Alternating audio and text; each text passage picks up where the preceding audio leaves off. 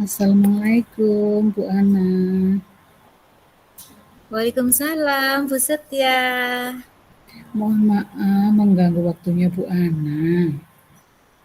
Iya, apa kabar Bu Setia? Udah lama ya kita tidak ketemu. Alhamdulillah baik Bu Ana. Ya, sudah lama ya kita tidak ketemu, tidak ngobrol-ngobrol ya Bu. Iya, terakhir kita ngobrol pas Lokakarya itu ya Bu. Iya betul Bu Ana. Begini Bu, maksud kedatangan saya kemari adalah saya ingin menceritakan permasalahan yang saya hadapi tentang salah satu murid saya di kelas Bu. Iya, silahkan Bu, silahkan Ibu bisa cerita secara mendetail. Jadi begini Bu, saya punya salah satu murid di kelas, murid laki-laki kelas 7. Dia sebenarnya bukan anak yang nakal dan bukan pula anak yang tidak sopan kepada guru maupun kepada teman-temannya. Hanya saja dia sering tidak fokus ketika belajar. Dia itu suka mengajak teman-temannya ngobrol di momen yang tidak tepat. Dia juga seperti memiliki energi yang berlebih gitu loh Bu. Terus suka berjalan-jalan ke sana kemari ketika di dalam kelas. Sepertinya tidak punya rasa Allah begitu Bu, anak ini Bu. Bisa dikatakan agak hiperaktif gitu Bu. Sehingga teman-teman sekelasnya sering merasa terganggu dengan sikapnya itu. Seringkali diingatkan, namun dia sendiri tidak merasa bersalah. Jadi sudah kita ingatkan, tetap saja cuek aja gitu Bu. Dia akan kembali lagi mengulangi perbuatannya tersebut. Bahkan di salah satu momen sholat duha berjamaah, dia kedapatan sedang asik guyon, tahu ya Bu ya, guyon bercanda gitu, mengganggu teman sebelahnya, sehingga dia ditegur dan disuruh maju ke depan di seluruh jamaah untuk meminta maaf atas perbuatannya tersebut. Namun esok harinya kesalahan serupa terulang lagi.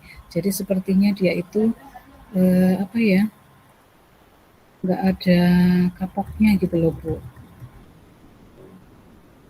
Jadi Bu Setia itu memiliki permasalahan terkait murid yang bisa dikatakan dia hiperaktif gitu ya Bu. Memiliki Iya energi betul Bu. lebih gitu ya. Dia sebetulnya bukan anak nakal, tetapi dia sering kehilangan fokus dalam belajar. Kemudian suka mengajak teman-temannya mengobrol saat pelajaran berlangsung, suka berjalan-jalan ke sana kemari ketika pelajaran, sehingga teman-teman yang lain menjadi terganggu. Betul seperti itu, Bu? Iya Bu, benar seperti itu Bu. Nah, kalau Bu Setia sendiri, harapannya setelah kita ngobrol-ngobrol ini, harapannya seperti apa, Bu? Setelah sesi coaching ini atau kita ngobrol-ngobrol seperti ini, saya berharap dapat menemukan solusi atas permasalahan yang saya alami berkaitan dengan murid saya tersebut Bu. Saya ingin membantu murid saya agar dia bisa fokus, bisa memiliki kesadaran diri dan manajemen diri yang baik agar bisa berperilaku sewajarnya tanpa mengganggu orang lain, tidak jalan-jalan lagi ke sana kemari mengganggu teman-temannya di kelas. Begitu Bu. Hmm, menurut Bu Setia, murid yang memiliki fokus yang baik serta memiliki kesadaran diri dan manajemen diri yang ideal itu yang seperti apa, Bu? Menurut saya murid yang memiliki fokus baik itu yang serta memiliki kesadaran diri dan manajemen diri yang ideal adalah murid yang mampu menyadari posisi dirinya saat itu sebagai apa, sadar betul apa yang harus dilakukan dan apa yang tidak boleh dilakukan, serta mampu menempatkan diri pada tempat dan waktu yang tepat. Tidak Tidak semua momen dianggap sebagai waktu untuk guyonan atau main-main, seperti kejadian yang atau masalah yang saya alami ini, Bu. Baik, baik sekali itu tujuan atau pandangan Bu Setia tentang kondisi ideal murid yang Bu Setia harapkan, yang memiliki fokus yang baik serta memiliki kesadaran diri dan manajemen diri yang baik. Selama ini apa saja yang sudah Bu Setia lakukan untuk menghadapi murid tersebut?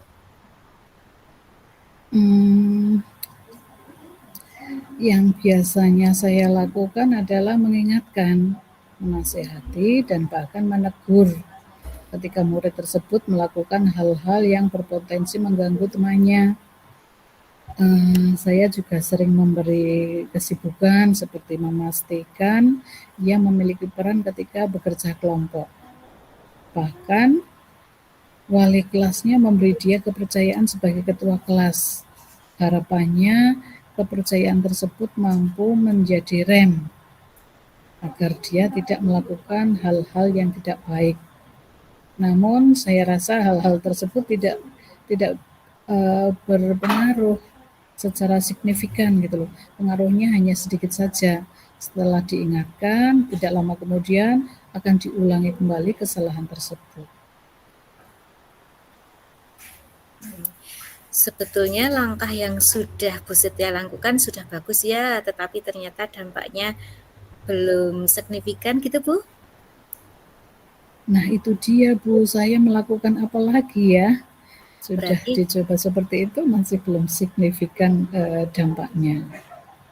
Berarti menurut Bu Setia masih ada yang bisa Ibu lakukan untuk menghadapi murid tersebut, Bu? Coba Ibu renungkan lagi. Mungkin ada hal-hal apa saja yang mungkin bisa membuat yang bisa Ibu lakukan di kelas dalam rangka memberdayakan kelebihan energi murid tersebut. Dia kan punya energi yang lebih sehingga beraktif dan membantu dia untuk bisa fokus sehingga tidak mengganggu teman-temannya yang lain. Apa ya?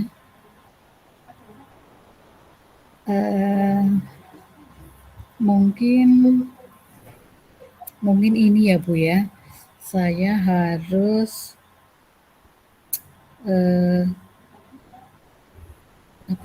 yang sudah kita pelajari kemarin, mengintegrasikan pendidikan sosial emosional atau PSE dalam pembelajaran saya. Betul sekali itu Ibu. Menurut Bu Setia, apa sih pentingnya integrasi PSE dalam pembelajaran?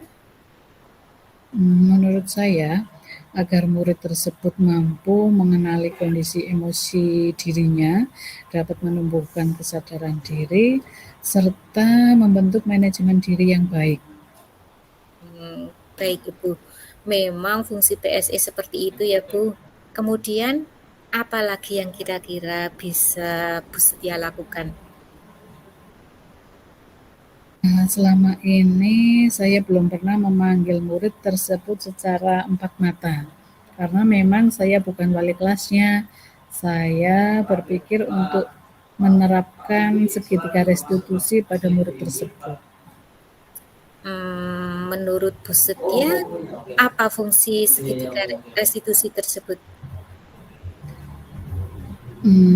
Dengan menerapkan segitiga restitusi, murid tersebut diharapkan mampu menyadari kesalahannya dan mampu bertanggung jawab terhadap kesalahan yang ia perbuat tanpa menjadikan pribadi murid tersebut menjadi terlihat buruk. Iya, Jadi tidak menjudge, tidak menyalahkan murid. Iya, betul sekali Bu. Segitiga restitusi itu memang dapat mencari solusi dari permasalahan, tetapi tidak menjudge anak ya. Nah itu tadi sudah ada 2 alternatif ya Bu. Kira-kira masih ada yang bisa Ibu lakukan untuk menghadapi murid tersebut Bu, selain dengan penerapan PSE dan juga dengan segitiga restitusi? Oh iya Bu, saya jadi ingat tentang tipe gaya belajar. kalau dilihat dari ciri fisik ya Bu ya. Nah, yang dari ciri fisik yang tampak, sepertinya murid tersebut condong ke arah murid yang kinestetik ya Bu ya, karena dia suka aktif ke sana kemari. Nah, mengingat dia sangat aktif dan susah sekali untuk fokus atau diam, saya punya ide, bagaimana kalau saya melakukan lebih banyak strategi pembelajaran dengan konsep active learning. Semacam apa ya, strategi yang memfasilitasi murid-murid kinestetik gitu loh Bu, agar kelebihan energinya itu dapat disalurkan dengan baik. Jadi biar tidak mubazir energinya ke sana kemari, dan dia bisa fokus, tidak mengganggu temannya. Sehingga harapan saya kemampuan akademiknya juga bisa meningkat. Wah, ide bagus itu Bu.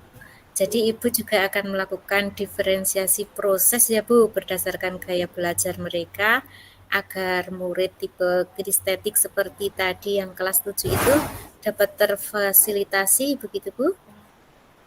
Iya Bu, semacam itu karena selama ini saya lebih banyak memfasilitasi murid yang visual dan audio dengan menampilkan video atau gambar di PPT. Jadi ya saya kurang memperhatikan murid yang kinestetik yang aktif-aktif itu mau diberikan strategi bagaimana. Untuk lebih detailnya seperti apa langkah yang akan Ibu lakukan? Jadi seperti memperbanyak praktikum mungkin ya Bu ya, permainan yang melibatkan fisik. Jadi anak semacam ini, anak kinestetik kalau saya terangkan hanya dengan PPT, kemudian saya menerangkan di depan, kemudian saya melakukan tanya jawab, itu kurang mengena. Jadi menurut saya mungkin diperbanyak praktikumnya saja atau melibatkan fisik atau permainan fisik. Jadi biar tersalurkan, misalnya seperti ular tangga atau dengan model pembelajaran kedai atau seperti pos-pos gitu ya Bu ya, kalau di pelajaran pramuka atau di kegiatan pramuka kan ada pos-posnya. Nah mungkin seperti itu, serta melakukan sekali-kali boleh deh kita lakukan outdoor class biar lebih memahami lingkungan sekitar sekolah kita. Mungkin itu ya Bu ya. Iya, baik. Tadi Ibu sudah merencanakan untuk ada 3 alternatif tadi ya Bu. Ada yang pembelajaran atau penerapan PSE, kemudian segitiga restitusi, dan juga diferensiasi proses begitu ya. Kalau menurut Bu Setia, dari berbagai alternatif tadi yang berpotensi paling besar untuk dijadikan solusi dan dilakukan dalam waktu dekat yang mana Bu? Menurut saya sebagai guru mapel ya, di luar dari wali kelas, saya pikir dengan menyusun strategi active learning untuk memfasilitasi murid tersebut yang kinestetik Bu, saya pikir langkah ini menjadi sekali dayung 2-3 bulan terlampaui. Harapan saya selain dia menjadi fokus pada pembelajaran karena gaya belajarnya terfasilitasi dengan baik. Kemudian kemampuan akademiknya juga dapat berkembang serta teman-temannya yang lain juga merasa nyaman, tidak terganggu lagi dengan tingkah lakunya dia yang suka jalan-jalan dan mengganggu temannya. Baik Bu, dari paparan yang Ibu sampaikan tadi, Bu Setia berarti akan membuat strategi pembelajaran active learning berbasis gaya belajar kinestetik agar murid tersebut dapat terfasilitasi dengan baik, begitu Bu? Iya Bu, betul seperti itu Bu. Nah, menurut Bu Setia siapa saja yang akan Ibu libatkan dalam melakukan rencana aksi tersebut? Menurut saya yang akan saya libatkan dalam rencana aksi saya ini adalah para murid, ya tentunya anak-anak di dalam kelas, kemudian juga rekan sejawat yang mengajar di kelas tersebut, dan tentunya kita jangan lupa harus selalu melibatkan wali kelas. Jangan sampai di kelas tersebut ada anak yang kinestetik, menurut kita kinestetik, mungkin nanti di pelajaran lain tidak. Kita melakukan restitusi seperti ini, tapi wali kelasnya tidak tahu. Nah, ini sangat penting sekali kita harus melibatkan wali kelas juga, gitu Bu. Baik. Kemudian kapan Bu Setia akan melakukan rencana aksi ini? Saya akan memulai sesegera mungkin Bu, karena terus terang ini juga mengganggu teman-teman yang lain ya. Berarti pada pertemuan yang akan datang di kelas tersebut, setelah ini saya harus langsung membuat perencanaan strategi yang akan saya terapkan di kelas itu Bu, khususnya di kelas si murid saya yang kinestetik tersebut. Ya, wah, mantap sekali Bu. Saya dukung Ibu sepenuhnya. Semoga semuanya berjalan dengan lancar ya Bu. Tetap optimis dan jangan ragu untuk melangkah. Baik Bu, siap. Nah, sekitar 2 minggu dari sekarang, kita jadwalkan lagi untuk sesi coaching berikutnya ya Bu. Saya tidak sabar ingin mendengar hasil dari rencana aksi yang telah Ibu lakukan. Baik Bu, 2 minggu lagi saya akan menemui Bu Ana untuk menyampaikan hasilnya. Baik. Baik Bu Ana, terima kasih sekali telah meluangkan waktunya untuk saya mendengarkan curhatan saya tentang murid saya yang kinestetik. Jadi terima kasih sekali atas waktunya Bu Ana. Iya, sama-sama Bu Setia. Saya senang sekali bisa ngobrol sama Ibu. Baik Bu, kalau begitu saya izin pamit dulu ya Bu Ana ya. Terima kasih sekali lagi saya ucapkan kepada Bu Ana, hanya Allah yang akan membalas kebaikan dari Bu Ana. Assalamualaikum Bu Ana.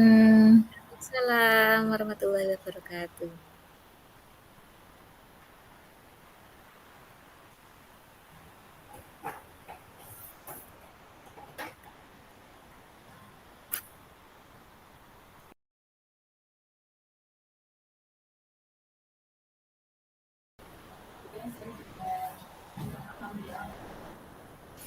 Assalamualaikum Bu Setia. Waalaikumsalam Bu Ana. Apa kabar nih Bu Ana? Alhamdulillah sehat. Begini Bu, saya pengen cerita nih, pengen ngobrol-ngobrol sama Bu Setia. Bu Setia ada waktu? Oke, saya ini waktu saya nggak banyak ya Bu ya, sekitar 10 atau 15 menit. Oke Bu, silakan Bu Ana bisa menceritakan apa yang menjadi keluh kesah dari Bu Ana. Iya, baik Bu, saya butuh di coaching ini Bu. Saya itu kan di sekolahan, di samping mengajar sebagai guru mapel, saya juga mendapatkan amanah oleh Bapak Kepala Sekolah sebagai bendahara BOS. Nah, saat ini umur saya yang semakin tua dan juga tugas dari bendahara BOS yang saya itu merasa semakin berat, itu saya takut tidak bisa mengerjakan dengan baik. Itu bagaimana ya Bu, saya itu pengen berhenti saja, saya pengen minta berhenti oleh kepala sekolah sebagai bendahara BOS, karena saya takut tidak bisa tidak bisa mengikuti, tidak bisa melaksanakan tugas yang harus saya kerjakan. Begitu Bu. Baik, jadi Bu Ana memiliki permasalahan sekarang posisinya menjadi bendahara BOS ya. Iya, Bu. Kemudian usianya semakin bertambah, ingin fokus agar bisa fokus di pekerjaan, ingin menyerahkan jabatannya sebagai atau tanggung jawab lain sebagai bendahara pos begitu ya Bu ya. Iya, Bu. Betul sekali. Karena saya takut nanti saya tidak bisa mengikuti perkembangan dari tugas-tugas dibandingkan dengan yang muda-muda itu kan biasanya lebih IT-nya lebih bagus itu saya takut tidak bisa mengikuti, Bu. Ya. Eh, nah, harapan dari Bu Ana setelah kita melakukan percakapan ini nanti Bu Ana pengen mendapatkan apa gitu loh Bu. Saya pengen saya pengen apa yang saya lakukan itu apa namanya? Hmm, sebetulnya bisa tidak sih saya masih masih mampu tidak sih sebagai bendahara saya pengen pengen menggali itu agar nanti saya tidak eh, bisa membagi waktu sebagai tugas utama saya kan sebagai guru. Nah, tugas utamanya tidak terganggu dan saya bisa tidak sih masih nyambi sebagai ataupun dapat tambahan itu tuh masih bisa amanah tidak begitu, Bu?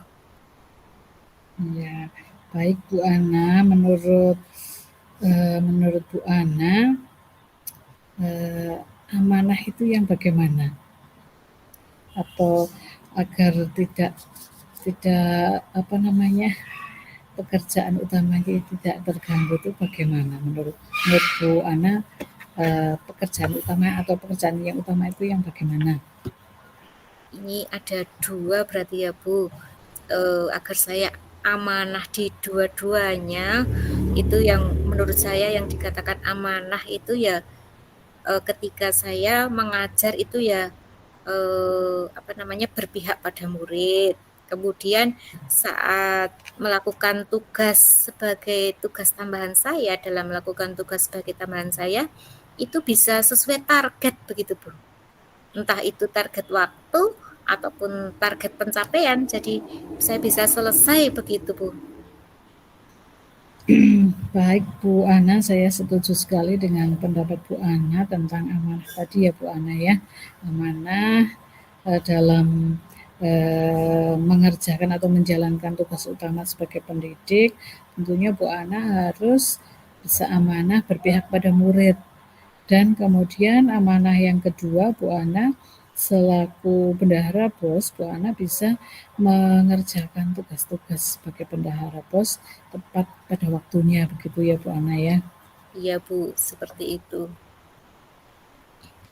Nah, selama ini menurut Bu Ana apa saja yang sudah dilakukan agar apa namanya agar amanah terhadap tanggung jawab Ibu sebagai pendidik, sebagai guru, dan juga sebagai bendahara pos. Nah, selama ini ketika saya ada tugas sebagai bos, itu kadang pas mengerjakan tugas, itu kadang saya masih nyambi.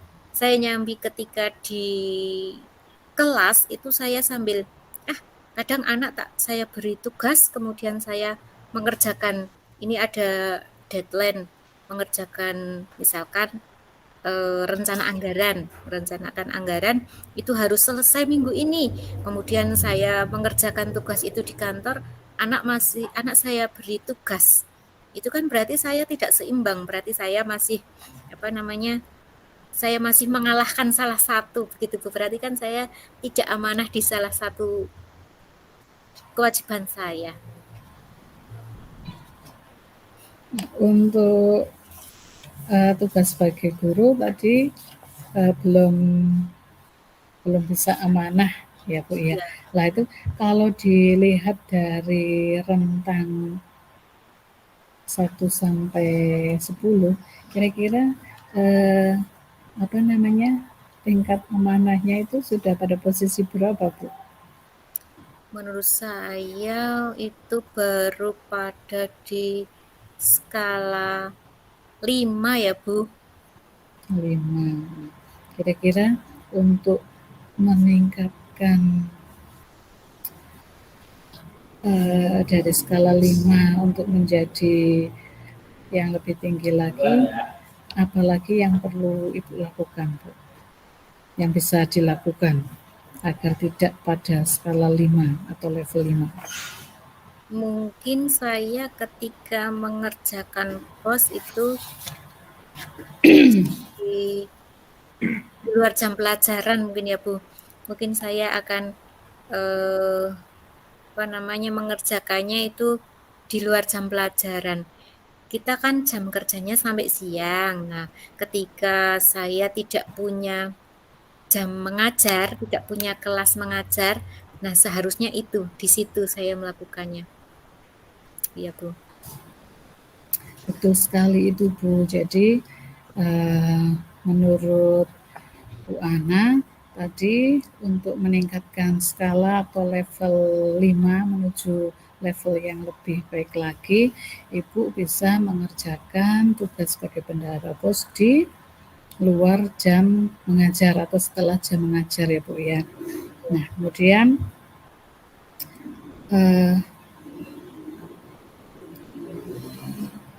apa ya Bu ya? Kira-kira ada teman atau orang yang bisa Ibu libatkan dalam mencapai melakukan rencana dari Bu Ana?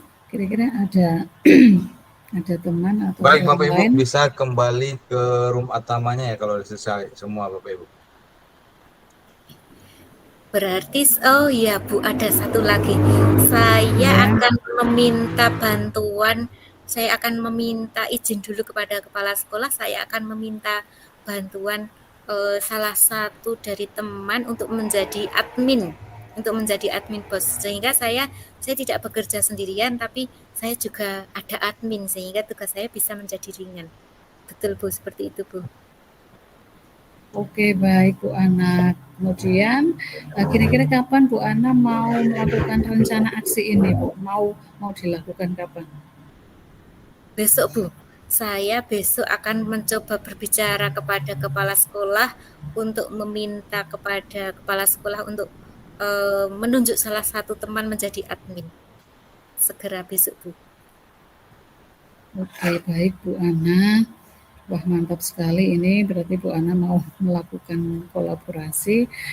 Saya tidak sabar ingin tahu progresnya setelah Bu Ana nanti melakukan pekerjaan sebagai bendahara pos di luar jam mengajar agar semuanya dapat amanah. Kemudian Bu Ana juga minta bantuan seseorang untuk menjadi admin. Kira-kira nanti apakah sudah tercapai Bu Ana sampai ke level 10? Ini saya tunggu sekali Bu Ana karena tadi Bu Ana menyampaikan baru sampai di level 5. Progresnya seperti apa? Kita ketemu lagi ya Bu Ana. Kurang lebih kapan Bu Ana? 1 minggu lagi bisa? Ya, insya Allah 1 minggu lagi. Oke Bu Ana, baik, terima kasih sekali Bu Ana. 1 minggu lagi insya Allah kita ketemu. Saya ingin tahu lebih lanjut bagaimana langkah-langkah Bu Ana untuk menyelesaikan tugas sebagai bendahara pos agar tetap amanah dan menjadi seorang guru juga guru yang amanah yang berpihak kepada murid. Oke Bu Ana. Terima kasih Bu Setia, saya sudah plong, saya tidak jadi mutung ini Bu. Terima kasih sekali. Alhamdulillah Bu Ana, semangat terus ya Bu Ana jadi bendahara bos. Jangan mutung. Saya tunggu progresnya 1 minggu ke depan ya Bu Ana ya. Insya Allah 1 Oke. minggu lagi saya akan menemui Bu Setia lagi. Terima kasih Bu Oke, Setia. baik Ibu Ana. Assalamualaikum. Waalaikumsalam warahmatullahi wabarakatuh. Matikan dulu Bu Ana recordingnya.